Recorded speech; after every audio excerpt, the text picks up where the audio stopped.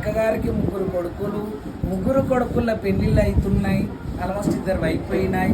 5 మంది పిల్లలు ఇంట్లోకి రావడం జరిగింది. అలా ఉయ్యాల ఊగినట్టుగా ఈ కుటుంబం ఊగుతుంది. ఈ రోజులలో పెళ్ళయ్యేది గొప్ప కాదు, పెళ్ళయ్యేది ఎంత కష్టం ఉందో అంతకు మించి ఎక్కువ సంతానం కావడం కూడా కష్టంగా ఉంది. చాలామంది పిల్లలు లేనోళ్ళు చాలామంది బాధపడుతున్నారు, వేదన పడుతున్నారు. ఈ ఇంట్లో కళ్యాణానికి కొదువు లేదు, సంతానానికి కొదువు లేదు. అలా అమ్మవారు ఇస్తున్న ఏడపాయల కనకదుర్గాదేవి అలాగే మేము చేస్తున్న పండుగ కూడా చాలా అద్భుతంగా చేస్తున్నాం కాబట్టి చాలా బాగా వాళ్ళ కళ్యాణాలు జరగడం, అలాగే అనుకోకుండానే సంతానాల ప్రాప్తులు జరగడం, ఎలాంటి ఆపదలు వచ్చినా ఆ తల్లి దుర్గమ్మ ఎల్లమ్మ చూసుకుంటుంది కాబట్టి అలాగే ప్రతి ఒక్క ఇట్లనే నిండుగా చేస్తూ వస్తున్నాం. అలాగే అందరూ నిండుగానే ఉన్నారు. చాలా సంతోషం. 2 మాటలు ఆమె మాటలో విన్నాం. చెప్పమ్మా, ఎలా ఉంది మీకు? మాకు మంచిగా అనిపిస్తుంది. చేసిన ఏ మంచిగా అనిపిస్తుంది? అంతా బాగానే ఉంది.